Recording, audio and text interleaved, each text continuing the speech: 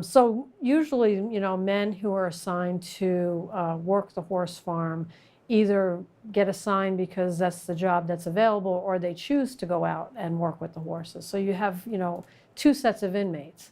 The ones that want to work with the horses are eager to get out there. They've usually had horses or had animals, and they want to get back out there working with animals. And those that just want to work out there because it's a job, usually come in for a rude awakening because they think they can go out there and they can kind of hide or maybe not work so hard. And they quickly realize how much work is entailed in taking care of a horse.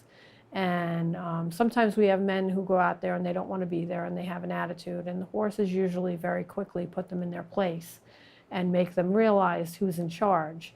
And I think it's helpful for the inmates because then it kind of makes them realize that not everything is centered around them and they have to care for something else.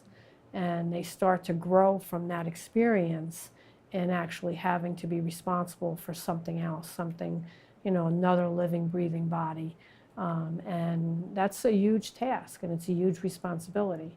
So we sometimes find men who went out with an attitude or who didn't care now are, caring, and they want to get out there, and when it's cold they want to make sure the horses have enough feed or that the water is not freezing, or so it does change them and it changes their focus drastically because again they're not focusing on themselves, and they're not caring so much about themselves, they're caring for something else.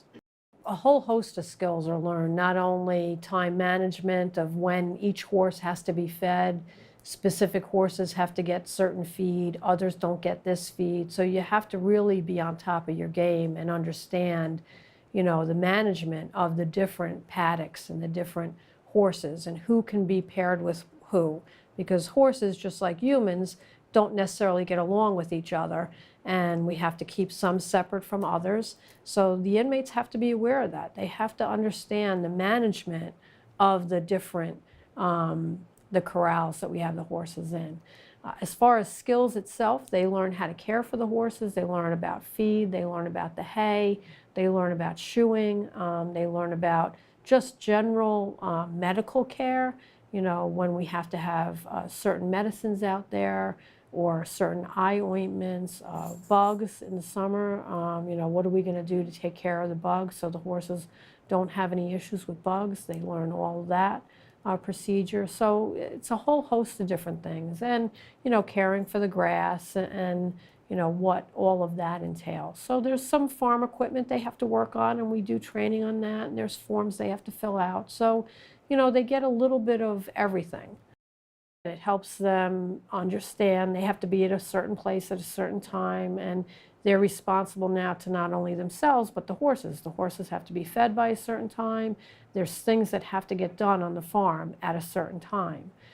For those men that really love the program, love to be around the horses, it gives them great skills to leave here and go to up to Saratoga, go down to New York City to Central Park, go to a small farm, and it gives them those entry-level skills they need to actually get a position on a farm. Might be an entry level, but it gives them the start of a new career, which gives them confidence and gives them self-esteem, and it builds back their person to go back and be productive in the community. The most rewarding is to see men grow to who they should be and develop as people and go home and be productive in the community and call us back and tell us how well they're doing. That's what's rewarding. The most challenging is when you can see in a person their potential and they can't see it in themselves. And that gets frustrating. And when you try to explain to them, this is what you need to do, and this is where you would be, and you'd be so much better off, but they don't want to do that. They don't see that in themselves. They don't see that potential for whatever reason, their experiences or growing up or their low self-esteem, but they don't see that in themselves, and trying to get them to see that sometimes is frustrating. And that, sometimes men are not going to go home and stay home.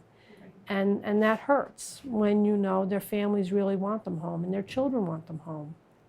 And they're not ready. And so that's, that's a little frustrating that you can't get them, to see that.